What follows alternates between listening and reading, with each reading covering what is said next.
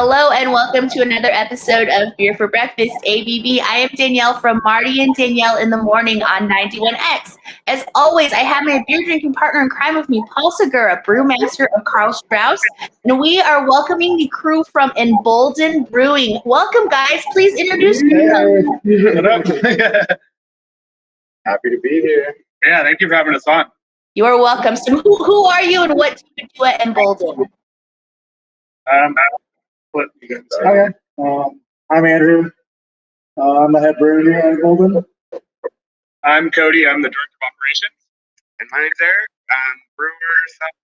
Do it all, man. Also, we all do it all the time. Awesome. Welcome, guys.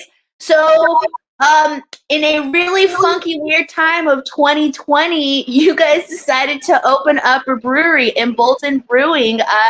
Tell us all about your operation and the first beer we're drinking. Well, we kind of lucked out during the pandemic. I mean, not everybody did, but we were kind of lucky enough to score a brewery for probably a price that we wouldn't have secured in a normal year. But because of everything going on, we were able to get this pretty rad facility and came in, and it was formerly 32 North. So it was already kind of set up to be a small scale production brewery. And we were able to kind of come in and hit the ground running and open Embolden. It originally started as going to be New Motion Beverages, which was still one of the companies here, but New Motion was going to be hard kombucha only.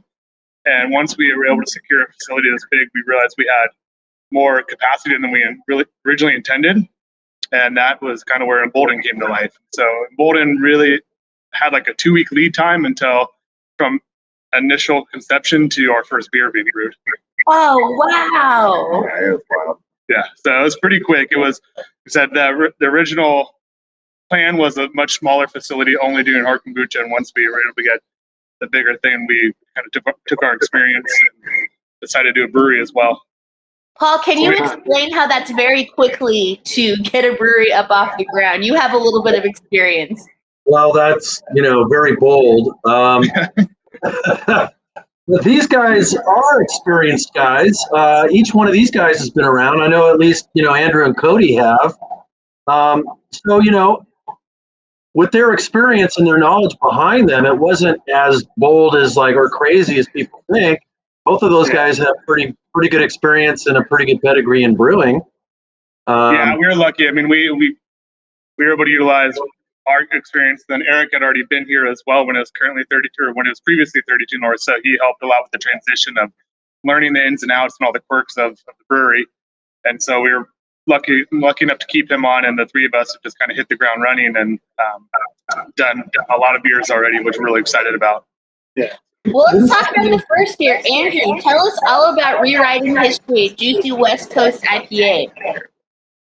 So that beer was our first beer that we brewed. We knew we wanted to use some new rad hops, right off the bat. And some of our favorite hops is Nelson and Drake Secret. So we got those, combined them, and yeah, I mean, we pretty much brewed a hazy, but really dried it out, added some bitterness, and that's kind of our idea of a juicy West Coast. Yeah, so it's got more bitterness than a standard hazy IPA. But it also has a little bit more juice character than a traditional West Coast IPA. We use a juice huge strain, so we wanted to have kind of a crossover beer between a West Coast IPA and a hazy IPA. We're super excited. Yeah, I mean, this was our third time brewing it, the one that you guys are drinking. But each time we've gotten a little bit better down on the process, learned everything a little bit more about the brewery.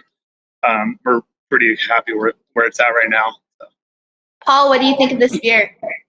I think they nailed that sort of hybrid between the two styles, or as a crossover. It does have a little bit of a lingering bitterness that a lot of the hazies don't have, but it's got a lot of really nice, juicy, tropical and citrus flavors as well. And it's got a nice mouthfeel. I like it a lot.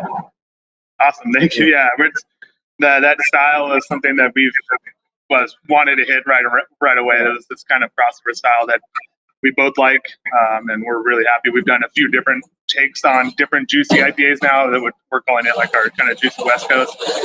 And yeah, they've all been right about what we want to drink, kind of right in the low to mid 6% range, and got a lot of hop character that we're stoked on. So. I just noticed the old school monkey paw shirt. That's pretty cool. Yeah, throwback. I used to work there for a while. So this beer is kind of tasting like drier than most hazies. Are you using, like a London 3 on it, or is that proprietary? We use a juice yeast, but we do mash pretty low, add a little dextrose, like you would sort of like on most West Coast IPAs. All right. So I've been saying for a long time, if you know how to make beer, you can kind of make it anywhere. The rest is just adapting to whatever quirks are like, in the system. And by you guys kind of retaining Eric, that helped you over like that learning curve.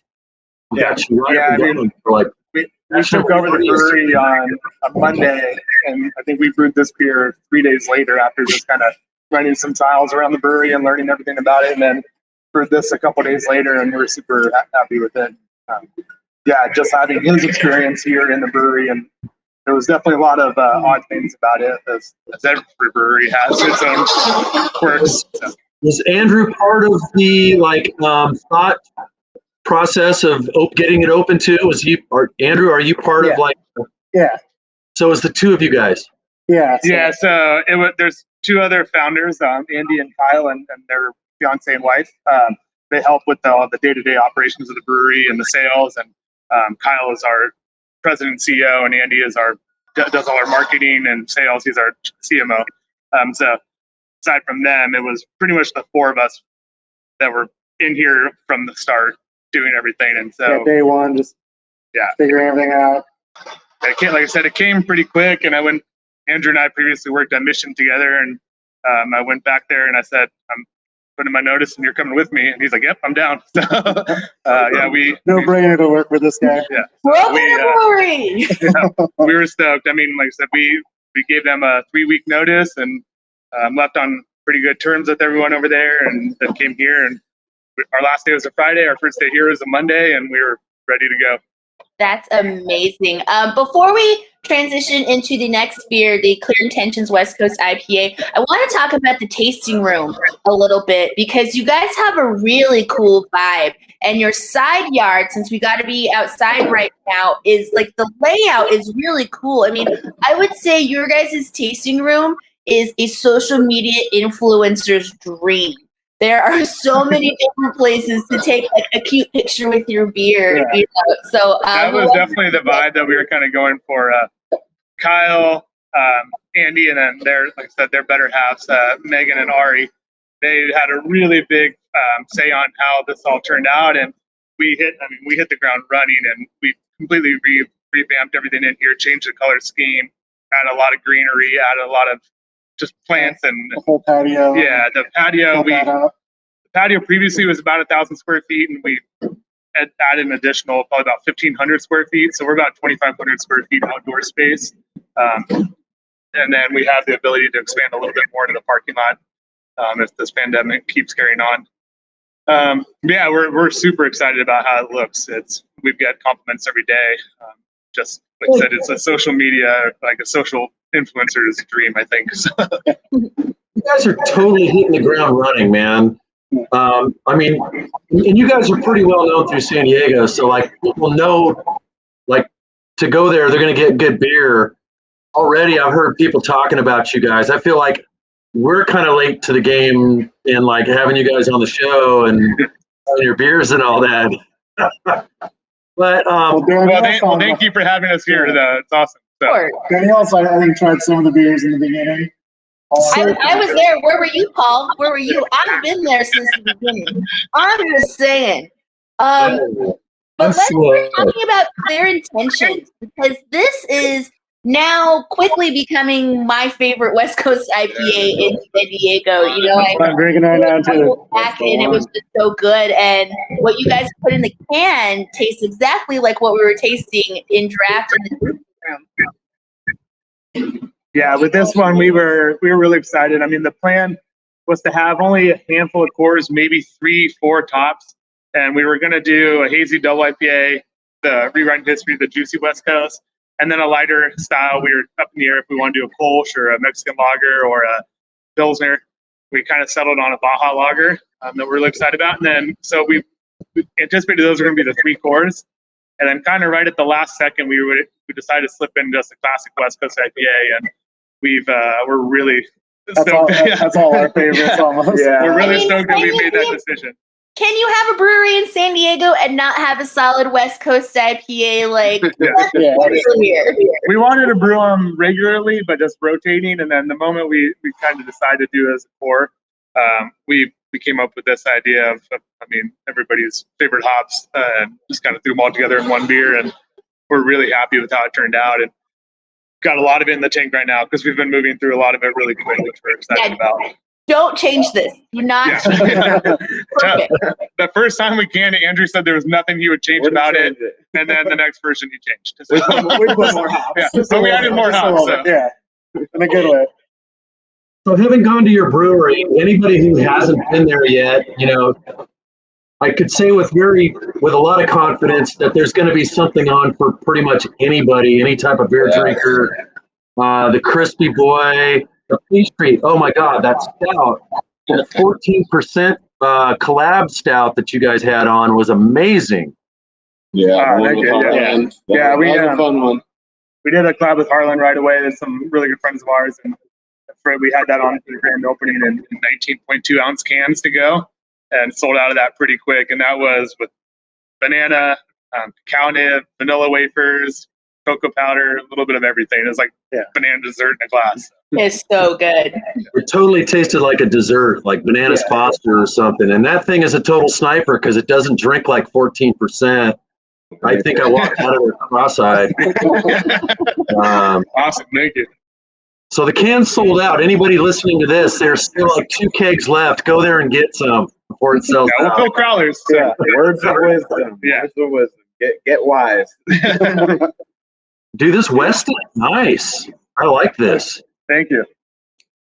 Yeah, this is just like a solid West Coast IPA coming in at 7% ABV, so it's like right there in the pocket. I don't know what more I could say about this other than it's fantastic. Paul, do you want to nerd out a little bit about what's in the beer with these guys? I would love to know what hop varieties are in this one, yeah. Mosaic, Simcoe, and Amarillo. Nothing groundbreaking. Yeah. I mean, it's just pretty it's Like a whole Pretty simple beer. It's just I think our process is pretty dialed in on how we want it. We're stoked on that one. So you're not reinventing the wheel over there. No. Not on that one. That one is just like I said. We have to have a West Coast, and once we brewed that one, we had done a previous version that we weren't in love with, and so once we did this one, we were like, yeah, that's the one. We already rewrote history, so we had to recreate history. Yeah. I like that. Let's fall right down the middle, man. This beer is home run. Thank It's you. got all the dryness. It's very hop forward. It's got all the flavors you want. I could crush this all day. Same. Thank you. I think I might. That's the idea. Well, Andrew, Cody, and Eric, before we leave you guys, is there anything that you'd like the peoples to know about Embolden? We got a helicopter flying by outside the brewery, so it's a little hard to get here right now. I know those helicopters. They mess up my recordings all the time. About the brewery, like I said, you kind of nailed it. Like, the goal is we have with the tasting room, we have a fifth friend mentality. It's something that Andy and Kyle have preached early on. That we want, if 5 people go to a brewery, there's a good chance that maybe that fifth out of four out of them like beer, and then the fifth friend might not be a beer drinker. They're going to want to leave after half an hour. Yeah, so we're targeting that fifth friend by having a little bit of everything. The beer styles, we have like a wide variety on the board right now. We've got probably around 20 different beers on the board, but then we also have other non-beer drinks for people so we're hoping that they want to come and spend a while here. We put a lot of effort into making the tasting room and the outdoor patio a little bit of a beer garden where people want to hang out, enjoy some pizza, and sit by the fire, and really kind of spend a few hours here, not just 1 or 2 drinks here. So we're targeting that fifth friend for sure. That is And awesome. the pizza's legit. And we just opened up our garden again, so Yeah. So Yeah. now with the restrictions being lifted a little bit, we had a pretty solid turnout over the weekend, and we're hoping got to keep that momentum going outside. There were a bunch of derelicts in there on Friday night, I have to say. I think that was you. You were seeing double. So. We'd like to have you guys back in maybe a couple months or so to talk about New Motion, if that's cool. Oh, yeah, we'd love to. Great, yeah. Right. Especially since we're launching that pretty soon. And Yeah, we got some stuff working. Yeah, we're hitting the ground running with New Motion pretty soon as well. So. Right on. We cannot wait. Embolden Beer Company, they are off of production in between Miramar and Carroll Canyon Road. Really, really easy to find them. Very close to all of our favorite freeways that we like to sit on and waste time on. In fact, if you're sitting there on the 805 in traffic, why don't you just get off and stop at Embolden and wait the traffic out there? It sounds like a great idea to me. yeah, thank you. Sounds like a great idea to me. Cody, Andrew, Eric, thank you so much for joining Paul and I for Beer for Breakfast, ABV. This No, Friday thank you for having us on. We'll be joining myself and Marty on 91X at 9:05 for Beer for Breakfast. We will be drinking beer from Embolden. That is at 9:05 Pacific Standard Time on 91.1. You can also download the app for free in the App Store or stream from 91x.com. Thank you guys so much for joining us, and cheers to independently owned craft beer and radio in San Diego. Yeah. Thank you. Cheers, guys. Appreciate it. Much continued success to you guys. Thank you, Paul. Thank you. Much love, everyone.